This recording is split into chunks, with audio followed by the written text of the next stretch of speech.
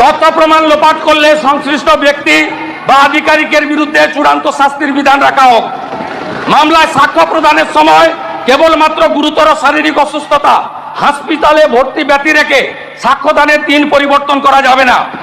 তদন্তকারী পুলিশ আধিকারিক এবং স্বাস্থ্য পরীক্ষাকারী চিকিৎসক অথবা স্বাস্থ্যকর্মী সাক্ষ্যদানের সময় বয়ান বদল করলে তাকেও শাস্তির আওতায় আনা হোক।